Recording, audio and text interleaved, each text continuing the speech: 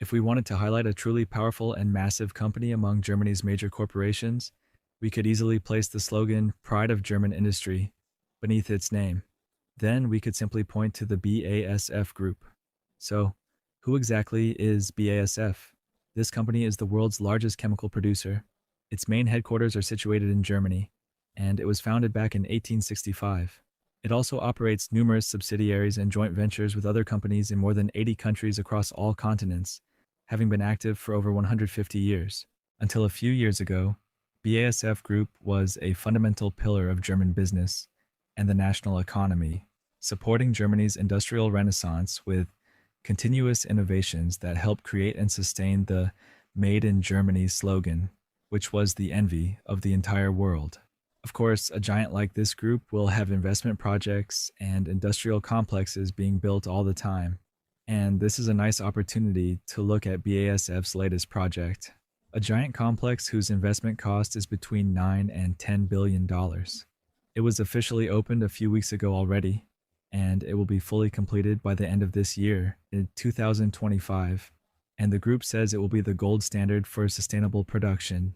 Someone among you might say this is very positive news for the struggling German economy, which has been in continuous recession for 4 years, for reasons I'll tell you about in a moment. But the truth is, that's not actually true. Get ready for this surprise. This entire complex, which the giant German conglomerate is immensely proud of, isn't being constructed in Germany.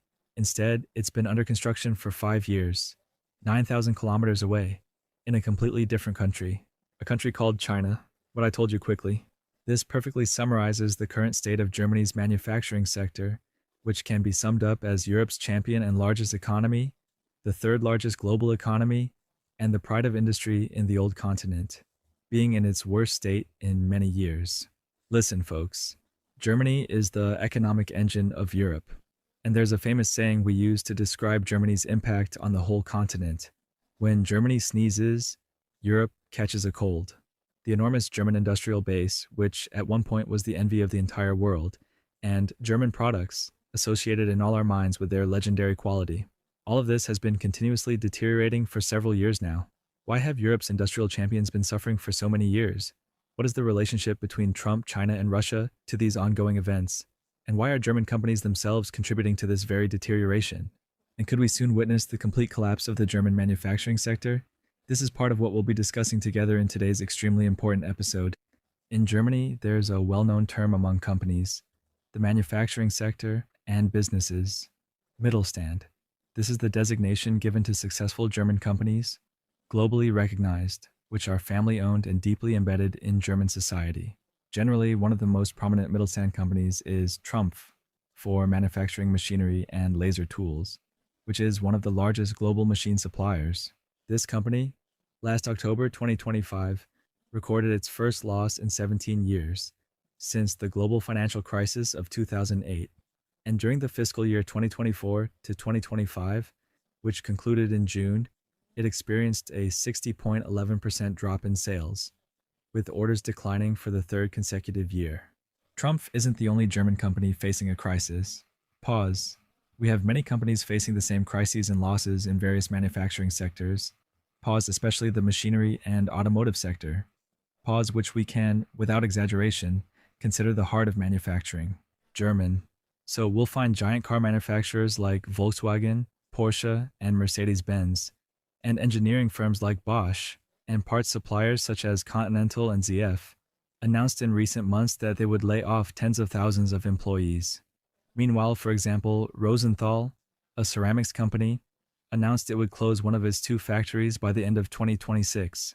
If I were to count the German companies that are suffering or have begun to suffer from losses and a decline in their production, we would never finish. So, let me tell you briefly that Germany has lost 250,000 jobs in the manufacturing sector in the past 4 years, and its industrial production level this year is the same as it was in 2005.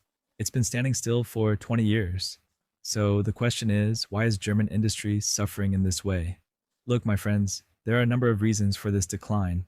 Let's simply summarize them in one single sentence. The entire world is ganging up on German industry. The Americans, the Russians, and the Chinese. And the surprising part is that the Germans themselves are in agreement with them. Markus Barth, The global CEO of Roland Berger, which is a Munich-based consulting firm, tells the Financial Times that a significant number of the German economy's fundamental strengths have now transformed into weaknesses. This transformation has occurred at the hands of all these. Let's begin with the biggest reason for this decline. For approximately 2 decades, from the year 2000 to 2020, China was an extremely voracious consumer of German industrial products, machinery, automobiles, and engineering goods in general, an almost insatiable appetite for the world's most populous nation until very recently. This Chinese demand fueled German companies and was a key reason for their increased profits and helped them grow. Consequently, the German economy benefited during Merkel's era, and employment rates rose, as did the welfare level of Germans. Naturally, at that time, the Chinese were just starting out in manufacturing, producing imitation products of lower quality and selling them at the lowest possible price. In advanced industries, they were almost non-existent. In 2001, China joined the World Trade Organization. While Germany excelled in engineering industries globally, almost everywhere except Japan, China was preparing for a sweeping transformation, taking it from manufacturing's bottom to its incredible peak. Let's quickly go to America before we head back to Germany. And please pay very close attention to this part. During the first decade of this current century, between 2000 and 2010, China, as I previously mentioned, was focusing its efforts on low-cost manufacturing sectors like furniture, textiles, and clothing. These were precisely the industries where Americans had greatly excelled. This focus, especially with the rise in trade between China and America, and China's entry into the WTO, caused a disaster Americans call the China Shock.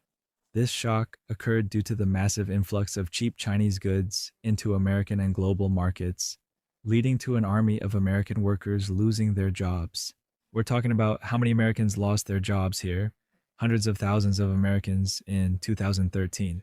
Economists David Otter, David Dorn, and Gordon Hanson conducted a comprehensive study, which was published in the monthly American Economic Review journal. In it, they examined the profound impact of massive Chinese dumping on the American labor force, finding that approximately 1 million Americans lost their jobs due to Chinese competition between 1991 and 2007. The China Shock. The term coined by this study described a rapid, surprising, and highly concentrated impact in specific regions, to the extent that American factory workers were severely impacted. Beyond those who lost their jobs, a significant number transitioned to other sectors with wages significantly lower than what they previously earned. And some American regions completely lost their manufacturing capabilities. Although later academic studies questioned the conclusions of the Otto, Dorn, and Hansen study, some claim China caused only 20% of these negative effects. Still, I'm telling you about the China Shock's path because it's very similar to what's happening in Germany now over the past 12 months. Germany is experiencing a trade deficit with China in capital goods, such as various machinery and production tools. This marks the first time such a deficit has occurred since data recording began in 2008. This trend is observable throughout Europe, which imported diverse Chinese machinery valued at 40 billion euros in 2024. And this number will probably reach 50 billion euros by the end of this year, 2025. Look, folks, since 2020, China has been outperforming Germany in its favorite field, which is engineering industries of all types. And Chinese machines are no longer of lower quality and therefore lower priced. Instead, they've become very close in quality to German and European standards generally, and also at a price that's about 30% lower on average. Thilo Kobi, a representative from a German consulting firm who has spent over a decade working in China, observes that much of what German mid-sized companies are currently doing, Chinese companies are now accomplishing with the very same level of efficiency. If we were to take just one example, due to the episode's time, about this terrifying Chinese efficiency, we'd find Philippe Bayat, chairman of the board of Boker Compressor Group. This is a German company manufacturing air compressors. Philip gives us a clear example of this.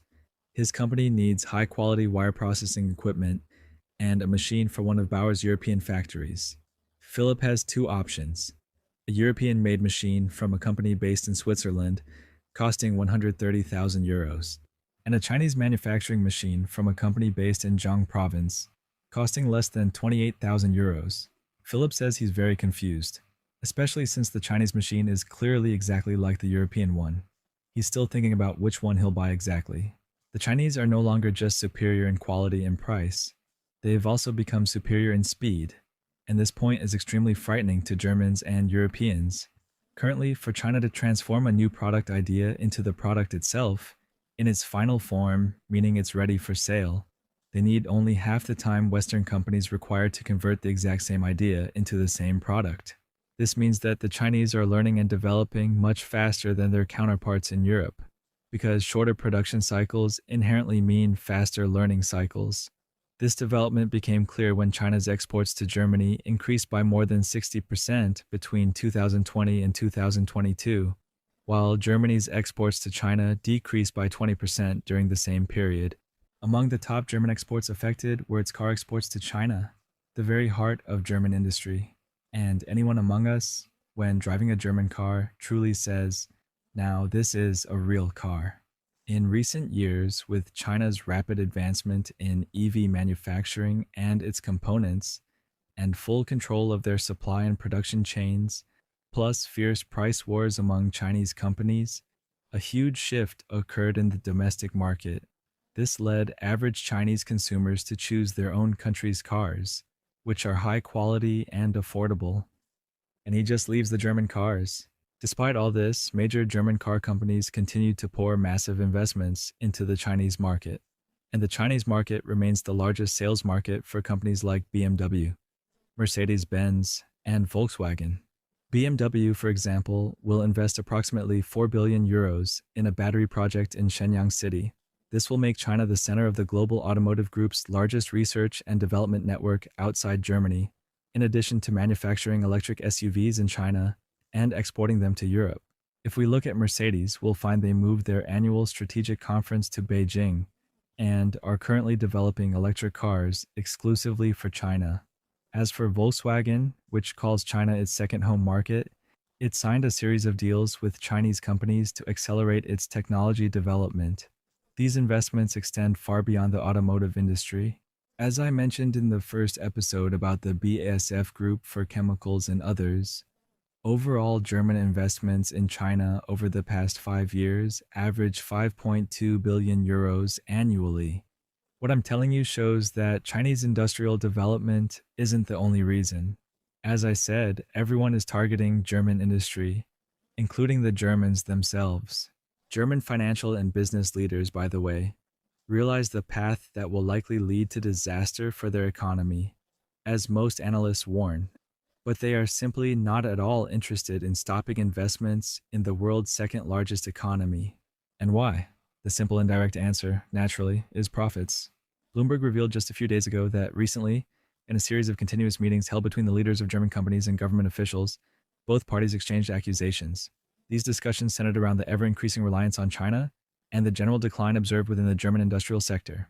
However, during these particular meetings, no one actually posed the most absolutely critical question: who ultimately will bear the financial cost of avoiding China? Look, everyone, companies are after profits, and quick profits at that. The Chinese market provides this, unlike the completely saturated German market, for many reasons. And if the government were to pressure companies to avoid China, that would mean businesses would increase their rate of worker layoffs. This in turn would lead to even higher unemployment rates, which are already elevated and currently stand at 6.3%. And this is a rate evident in the rising number of unemployed from February 2022 until now, reaching approximately 3 million Germans. This marks the highest unemployment rate in 14 years. This means that the rising costs of manufacturing and production in locations outside of China will be passed on to German and other European consumers.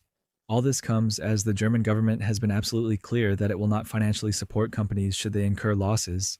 This is quite different from the Chinese model, for instance. Besides these blows from China, which transformed itself into an advanced global manufacturing power, and from German companies seeking quick profits, like any other, embedding themselves deeper in the huge Chinese market, we find that among the main reasons for the decline of the German manufacturing sector are Trump's tariff policy and energy prices. As for Trump, his arbitrary tariffs severely impacted German exporters. We can observe this through the 7.4% decrease in German exports to the American market during the first 9 months of this year. Krone Group, a large German family-owned agricultural equipment manufacturer, temporarily halted its exports to America because of Trump's tariffs. One of its machines, for example, saw its price rise due to fees from $170,000 to $195,000, a $25,000 increase. An increase the farmer would have paid, who would surely look for an alternative to the German company had it not stopped exporting to America. As for energy, for many years, Germany relied on cheap Russian natural gas to power its massive industrial machinery almost completely. This halted after Russia's invasion of Ukraine and the ongoing war between them with US European support under Biden. In these years, Germany turned to other energy sources, including costlier liquefied natural gas. Are these all the reasons for the decline of German industry? The truth is no. But there's another reason, rarely discussed: Germany's commitment to the economic model that brought it success in recent decades. What does that mean? Germany has always been known for advanced manufacturing and precision engineering, as we all know. But Germany didn't see any reason to change its successful model and keep up with the technological change happening globally, like the shift in the automotive industry, for example, from internal combustion engine cars to electric vehicles. Given this and its minimal investment in physical, human, and digital infrastructure, we find that the percentage of German students studying STEM fields is in continuous decline. And if we look at the AI boom, for example, America and Britain have over 5 AI startups per 100,000 people. Meanwhile, Germany still doesn't even manage to have 2 companies for every 100,000 people. Wolfgang Münchau, a prominent editor at the Financial Times and author of the book The Collapse, The End of the German Miracle, asserts in his book that the German supercycle is now definitely coming to an end. He states that Germany's significant reliance on exports, coupled with its limited domestic investment, has left it ill-prepared for upcoming challenges. This is indeed true, especially when we observe that Germany possesses the slowest growing economy within the group of 7 major nations. I don't want to keep you much longer. This is about the collapse of German industry. There are many details I didn't want to bore you with. We might do another episode on this soon, God willing. Finally, I have a question for you. If you were a German official, what would you do to save the industry before it's too late? I'll be following all your answers in the comments. Finally, if you liked this episode, please like and share. And most importantly, subscribe to the channel if you haven't yet, and tell your friends and loved ones about us. Maybe we'll benefit. Bye.